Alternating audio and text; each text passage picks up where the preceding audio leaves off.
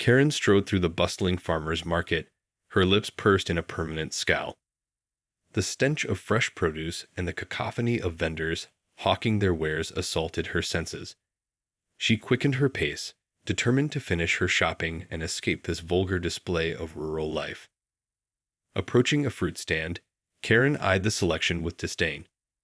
"Do you have any decent-looking apples?" she demanded of the elderly vendor, an immigrant from India. The vendor, Raj, regarded her with a polite smile. "Yes, madam, these Honeycrisps are excellent. Would you like to try one?" Karen recoiled, as if Raj had offered her a rotten carcass. "I will not be eating anything from your filthy stand. Just give me a bag of the least bruised ones." Raj's smile faltered, but he dutifully retrieved a bag and began selecting the finest apples. Karen tapped her foot impatiently, casting disdainful glances at the other vendors and their unsophisticated wares. As Raj handed her the bag, Karen snatched it from his grasp. "It's about time. And these had better not be overripe." Raj's brow furrowed. "Madam, I can assure you those apples are perfectly fresh. Please, let me know if there is anything else I can assist you with." Karen sneered. "Assist me? I highly doubt a peddler like you could provide any real assistance." She thrust a $20 bill at Raj. "Keep the change. Not that it's worth much in your hands." Raj's eyes widened, and he opened his mouth to respond, but Karen had already turned and stormed off, her designer bag swinging angrily at her side. The other vendors watched the exchange in stunned silence. Raj stood there, the $20 bill clutched in his hand, his face a mix of hurt and anger. After a moment, he pocketed the money and returned his attention to his stand, but the tension in the air was palpable. Little did Karen know, the entire incident had been captured on the smartphone of a nearby customer, a young man who had witnessed her deplorable behavior. As Karen disappeared into the crowd, the man quickly uploaded the video to social media, adding the caption, "Karen strikes again. When will they learn?" Within minutes, the video had gone viral, viewed by hundreds of thousands of people outraged by Karen's entitled and racist behavior. Comments flooded in, condemning her actions and calling for consequences. But Karen remained oblivious, blissfully unaware of the storm brewing on the internet, a storm that was about to upend her carefully constructed world. Karen hummed along to the radio as she drove home from the farmer's market, her bags of produce sitting on the passenger seat. She had managed to find a few decent-looking items, despite the subpar offerings and the rude vendor. Shaking her head, she thought, some people just have no sense of decorum. As she pulled into her driveway, Karen noticed that her phone was blowing up with notifications. Curious, she unlocked the screen and began scrolling through the barrage of messages and alerts. Her brow furrowed as she read the comments and saw the video that had been posted online. "What is the meaning of this?" she muttered, her fingers trembling as she watched the recording of her interaction with the fruit vendor. The comments were scathing, calling her a racist and a privileged, entitled witch. Karen felt her blood pressure rising as she realized the full implications of this viral video. Bursting through the front door, she rushed to her computer and began furiously typing, desperate to get the video taken down. But it was too late. The clip had already been shared and reposted countless times, with new comments and memes emerging by the minute. Karen's hands shook as she scrolled through the endless parade of criticism and ridicule. How dare these people judge her? She had done nothing wrong. She was simply trying to get decent produce for her family. That rude vendor had clearly been trying to take advantage of her. As the panic set in, Karen suddenly remembered a video she had recorded years ago, one that could potentially turn the tables and shift the narrative. Quickly, she uploaded the clip, adding a caption that painted her as the victim of the fruit seller's harassment. Within minutes, the new video began gaining traction, with supporters rallying to her defense. "That's what you get for messing with Karen." One comment read, "She's not going to take this lying down." But the victory was short-lived. Raj, the fruit vendor, had been monitoring the situation closely, and he quickly responded with a video of his own. A compilation of old posts and comments Karen had made over the years, revealing a pattern of racist and discriminatory behavior. The internet erupted in outrage, flooding Karen's social media accounts with demands for accountability. Brands she had worked with began cutting ties, and her community ostracized her, horrified by the ugly truth exposed about her character. Karen sat in her darkened living room, her phone buzzing ceaselessly with notifications. The walls were closing in, and she realized, with a sinking feeling, that her carefully curated life was unraveling before her eyes. Karen paced frantically in her living room, her mind racing with a million thoughts. How could this be happening? She was a respectable member of the community, a pillar of the PTA, and a devoted churchgoer. Yet, within a matter of hours, her entire world had come crashing down. The scathing comments and relentless social media backlash were overwhelming. She had never experienced such intense public scrutiny and judgment. Karen had always prided herself on her ability to control her image and maintain a spotless reputation. But now, all of her carefully curated facades were crumbling. Desperate for a way to regain control, Karen began drafting a lengthy apology. She would acknowledge her mistake, take responsibility, and promise to do better. Surely, that would appease the masses and allow her to reclaim her place in society. But as she typed, the words felt hollow and forced. Deep down, Karen knew that she did not truly feel remorseful. She still believed she had been justified in her behavior at the farmer's market. That rude vendor had no right to speak to her that way. Why should she have to apologize for standing up for herself? Deleting the draft, Karen turned her attention to more drastic measures. Perhaps she could sue the vendor for defamation, or even have the damning video taken down through legal means. Surely, her wealth and influence could be leveraged to silence her critics and restore her reputation. Filled with a renewed sense of determination, Karen reached out to her team of lawyers, outlining her plan of attack. But as the hours ticked by, and her team of legal experts assessed the situation, the harsh reality set in. There was little they could do. The video had spread too far and wide, and the comments and backlash were too deeply entrenched. Any attempt to suppress the footage or silence her critics would only serve to further inflame the public outrage.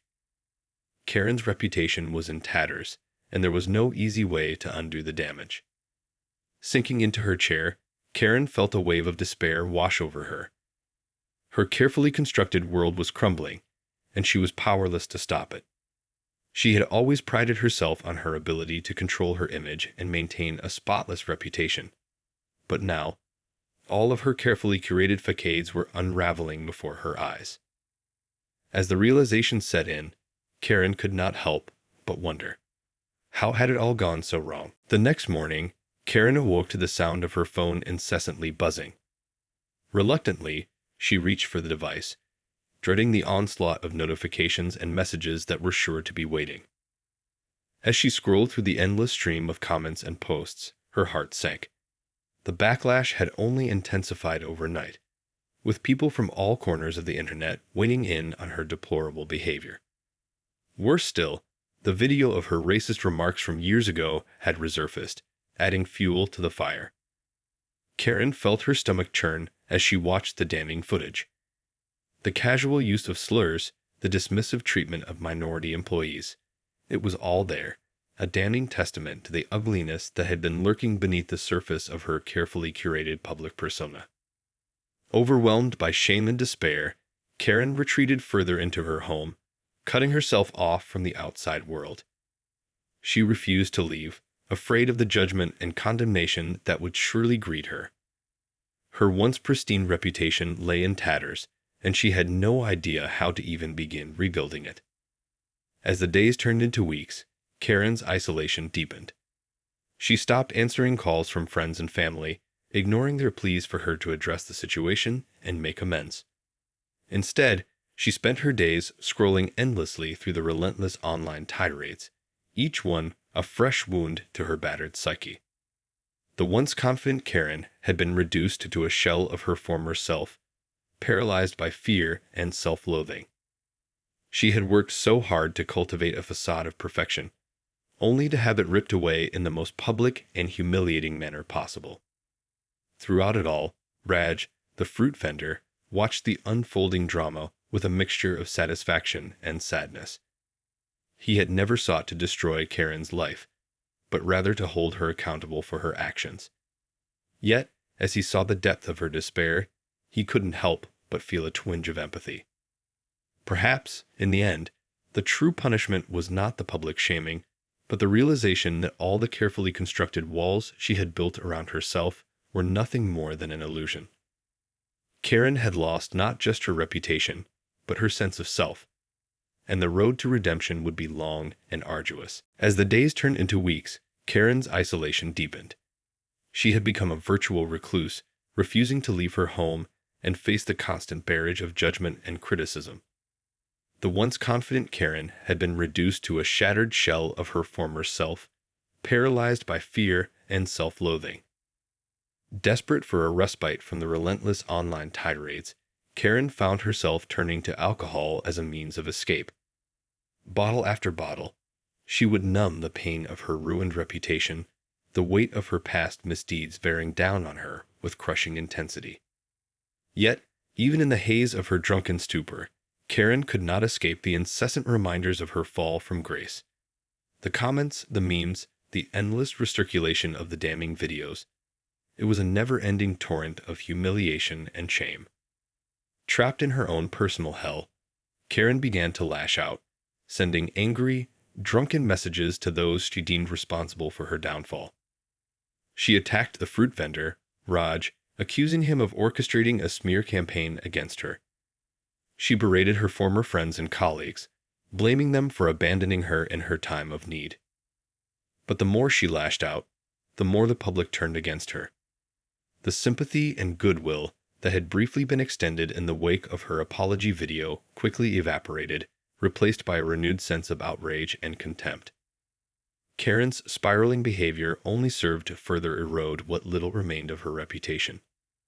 Brands that had once championed her as a model of success and community engagement now distanced themselves, fearful of the damage her association could do to their own image. As the walls closed in around her, Karen found herself in a state of utter despair. She had poured her heart and soul into cultivating a perfect public persona, only to have it shattered in the most public and humiliating way imaginable. The realization that all of her carefully constructed facades were nothing more than an illusion was a bitter pill to swallow. In the depths of her anguish, Karen began to question everything: her values, her beliefs, her very sense of self. The person she had once been, the person she had so desperately tried to be, no longer seemed to exist. She was adrift, lost in a sea of her own making, with no clear path to redemption. As Karen's life continued to spiral out of control, the public's appetite for her downfall only seemed to grow. The once poised and privileged woman had become a cautionary tale, a symbol of the consequences that could befall those who wielded their power and influence with such callous disregard. Desperate to regain some semblance of control, Karen turned to the courts, filing a series of lawsuits against those she deemed responsible for her predicament. She sued the fruit vendor, Raj, for defamation, claiming that his release of the old racist video had been a calculated attempt to destroy her reputation. But the legal system proved to be little more than a cold, indifferent machine, unwilling to bend to the whims of a disgraced socialite. The courts swiftly dismissed her claims, citing the overwhelming evidence of her own wrongdoing. Karen's once formidable legal team found themselves outmatched, their arguments crumbling under the weight of public scrutiny. Undeterred, Karen then turned her sights on her former friends and colleagues, accusing them of abandoning her in her time of need. She filed suit after suit, desperate to shift the blame and regain a semblance of power. But each attempt was met with the same result: resounding defeat, both in the courtroom and in the court of public opinion. As the legal battles raged on, Karen's mental and physical health deteriorated. The constant stress and anxiety took a heavy toll, and she found herself retreating further into the haze of alcohol and prescription medications. Her once pristine appearance gave way to a haggard, disheveled look, a visible manifestation of the turmoil consuming her. Meanwhile, the public's fascination with Karen's downfall only seemed to grow. Memes, parody accounts, and endless commentary flooded social media. Each new development in her saga met with a barrage of mockery and derision. The once untouchable Karen had become a cautionary tale, a symbol of the consequences that could befall those who wielded their privilege with such callous disregard. In the face of this overwhelming public onslaught, Karen's resolve began to crumble. The weight of her past actions, the loss of her reputation, and the overwhelming sense of shame and isolation became too much to bear. As the walls closed in around her, she found herself trapped in a personal hell of her own making, with no clear path to redemption. As the legal battles raged on and the public's fascination with Karen's downfall only continued to grow, the once poised and privileged woman found herself trapped in a personal hell of her own making. The weight of her past actions, the loss of her reputation, and the overwhelming sense of shame and isolation had become too much to bear. Desperate for any semblance of control, Karen had turned to the courts, filing a series of lawsuits against those she deemed responsible for her predicament. But the legal system proved to be little more than a cold, indifferent machine, unwilling to bend to the whims of a disgraced socialite. One by one, her claims were dismissed, the overwhelming evidence of her own wrongdoing too much to overcome. Undeterred, Karen lashed out at her former friends and colleagues, accusing them of abandoning her in her time of need. But each attempt to shift the blame was met with the same result, resounding defeat, both in the courtroom and in the court of public opinion. The constant stress and anxiety took a heavy toll, and Karen found herself retreating further into the haze of alcohol and prescription medications. Her once pristine appearance gave way to a haggard, disheveled look, a visible manifestation of the turmoil consuming her. Meanwhile, the public's fascination with Karen's downfall only seemed to grow. Memes, parody accounts, and endless commentary flooded social media. Each new development in her saga met with a barrage of mockery and derision. The once untouchable Karen had become a cautionary tale, a symbol of the consequences that could befall those who wielded their privilege with such callous disregard. In the face of this overwhelming public onslaught, Karen's resolve began to crumble. The realization that all of her carefully constructed facades were nothing more than an illusion was a bitter pill to swallow. She had poured her heart and soul into cultivating a perfect public persona, only to have it shattered in the most public and humiliating way imaginable. As the walls closed in around her, Karen found herself adrift, lost in a sea of her own making, with no clear path to redemption. The person she had once been, the person she had so desperately tried to be, no longer seemed to exist. She was a shell of her former self, consumed by shame, despair, and a deep, gnawing sense of regret. As the weeks turned into months, Karen's downward spiral only continued to accelerate. The once poised and privileged woman had become a shadow of her former self, consumed by shame, despair, and a deep, gnawing sense of regret. Trapped in a personal hell of her own making, Karen had tried every avenue to regain control of the narrative, but each attempt had been met with resounding defeat. The legal system, the public, and even her former friends and colleagues had turned against her, unwilling to bend to the whims of a disgraced socialite. In the face of this overwhelming onslaught, Karen's mental and physical health had deteriorated rapidly. The constant stress and anxiety had taken a heavy toll, and she found herself retreating further into the haze of alcohol and prescription medications, desperately seeking an escape from the reality of her predicament. One fateful night, as Karen sat alone in her dimly lit living room, the weight of her past actions finally became too much to bear. Clutching a half-empty bottle of whiskey, she found herself consumed by a wave of unbridled rage and self-loathing. In a fit of anguish, she hurled the bottle against the wall, the shattering glass a reflection of the shattered fragments of her once pristine life. As she sank to the floor, tears streaming down her face, Karen realized that she had reached the end of the road.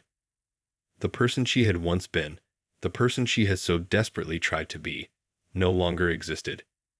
She was a mere shell, a cautionary tale of the consequences that could befall those who wielded their privilege with such callous disregard. In the aftermath of her outburst, Karen made a decision that would forever change the course of her life. Mustering what little strength she had left, she reached for her phone and began to type.